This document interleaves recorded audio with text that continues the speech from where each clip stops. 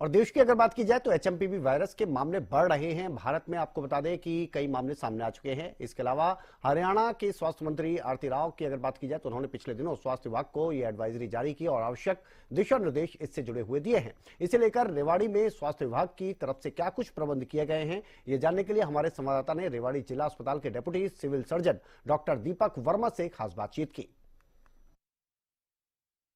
आजकल लगातार पूरे भारत में एचएमपीवी वायरस की चर्चा है। जो वायरस चीन में शुरू हुआ और चीन में ये काफ़ी हद तक फैला भी। और इस वायरस को लेकर बात करें हम भारत की, तो भारत में अभी तक इस वायरस के लगभग 12 केस मिल चुके हैं। और सबसे बड़ी बात यह है कि बच्चों में ये वायरस देखने को मिला है।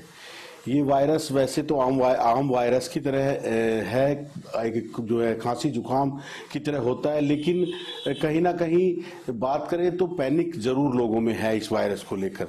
तो आज हमारे साथ है रेवाड़ी के जो डिप्टी सिविल सर्जन हैं डॉक्टर दीपक वर्मा। उनसे जानेंगे इस वायरस को लेकर कि ये वायरस कितना घातक है और इससे बचाव के क्या करना चाहिए। डॉक्टर साहब, सबसे पहले तो हरियाणा न्यूज पर आपका स्वागत है। धन्यवाद सर। सर, ये जो एचएमपीवी वायरस है ये अभी चाइना से भारत में भी आ गया है, तो इसको लेकर क्या एहतियात बरती जाए? और कहा जा रहा है कि बच्चों के लिए ऊपर इस वायरस का जो खतरा है वो ज्यादा है। देखिए, कोई भी जो वायरल डिजीज होती है, ये बात सही है कि जो बच्चे होते हैं और जो 60 साल से ज़्यादा के लोग होते हैं उनकी इम्यूनिटी थोड़ा वीक होती है। इस वजह से कोई भी वायरल डिजीज होती है वो उन पर ज़्यादा असर डालती है। और जैसा कि ये भी एक वायरल डिजीज है, तो निश्चित तौर पर बच्चे और जो बुजुर्ग हैं उनको थोड़ी ज़्यादा एहतियात रखनी चाहिए। डॉक्टर साहब, बात करें कि अभी लोगों ने कोविड देखा है, कोविड काल देखा है, तो कोविड में जिस तरह से लोगों की जानें भी गई है, तो ये जो वायरस है इसको कोविड से कितना हल्का माना जाए या ये भी कोविड की तरह है? देखिए, जहां तक कोविड के वायरस की बात है वो एक नया वायरस था, और जहां तक हम एचएमपीवी की बात करते हैं तो ये नया वायरस नहीं है। ये 2001 से हमारे एनवायरनमेंट में है और इसके केसेस आते रहते हैं। लेकिन जहां तक हम बात करेंगे कोविड की, वो थोड़ा ज्यादा खतरनाक था। ये उस तरह का वायरस नहीं है। अब बात कर ले डॉक्टर साहब अवेयरनेस की, तो लोगों से किस तरह कहा जाए कि इससे किस तरह अवेयर रहा जाए और किस तरह लोगों को पता लगे कि हमें ये वायरस कि उसमें हम आ चुके हैं जद में? देखिए, कोई भी हमारी जो इन्फेक्शन डिजीज होती है लंग्स की, जैसे कोई भी वायरल डिजीज होती है, उसके सिम्टम्स लगभग सेम आते हैं।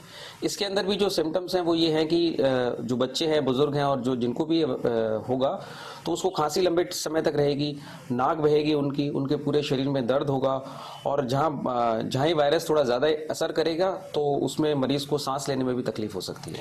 एक भारत सरकार भी काफ़ी अलर्ट मोड पे है इस वायरस को लेकर। और बात करें हम हरियाणा सरकार की, तो जो हमारी स्वास्थ्य मंत्री है उन्होंने भी मीटिंग लेकर कहा है कि इस वायरस को लेकर गाइडलाइन भी जारी की गई है। तो लोगों को क्या मास्क पहनकर चलना चाहिए? देखिए, हरियाणा सरकार ने भी जो है और भारत सरकार ने भी इसके लिए गाइडलाइंस जारी की है। उसमें न केवल स्वास्थ्य कर्मी और स्वास्थ्य विभाग को बल्कि लोगों के लिए भी है कि वो एहतियात ज़रूर बरतें।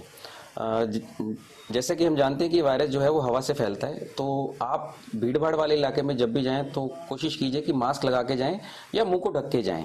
इसके अलावा जब आप घर पे आते हैं या कहीं बाहर से कहीं घर पे आते हैं तो सबसे पहले काम आपको ये करना चाहिए कि आपको अपने हाथ को धो लेना चाहिए। और जिनको जुकाम, जैसे कि जिसकी नाक बह रही हो, जिसको छींके आ रही हो या जिनको खांसी हो, उनको विशेष तौर पर ये ध्यान रखना चाहिए कि कोई भी वायरस उनके थ्रू किसी दूसरे को ना जाए। तो वो हमेशा, अगर उनको कोई ऐसे सिम्टम्स आते हैं तो उनके लिए ज़रूरी है कि वो घर से बाहर कम से कम निकलें, और बहुत ज़्यादा ज़रूरी है तो अपने मुंह को ढक के निकलें। एक डॉक्टर साहब, बात कर ले सैंपल की। जो कोरोना वायरस था उसकी सैंपलिंग की व्यवस्था तो रेवाड़ी में थी, लेकिन क्या जो ये वायरस है इसकी जो सैंपलिंग है वो रेवाड़ी सिविल हॉस्पिटल में अवेलेबल है? और इसके लिए क्या अलग से कोई वार्ड भी बनाया गया है? देखिए, जहाँ तक सैंपलिंग की बात है तो गाइडलाइंस ये है कि जो सीरियस मरीज होंगे, जिनके अंदर सर्दी जुकाम और खांसी के जो मरीज हैं, जिनको सांस लेने में तकलीफ हो रही है और जिनको दाखिल करने की आवश्यकता है, सैंपलिंग केवल उनकी करनी है और उनके सैंपल को हमें ऊपर भेजना है जांच के लिए। जहाँ तक हमारी व्यवस्था की बात है तो हमारे पास चेस्ट एंड टीबी का पूरा एक डिपार्टमेंट अलग है, उसका एक पूरा वार्ड अलग है और हमारा एक आइसोलेशन वार्ड भी अलग से हमने बनाया हुआ है। तो मतलब ये कहा जा सकता है कि ये जो वायरस है ये एक सिंपल वायरस है, खांसी जुकाम की तरह है, लोगों को इसमें पैनिक होने की कोई ज़रूरत नहीं है।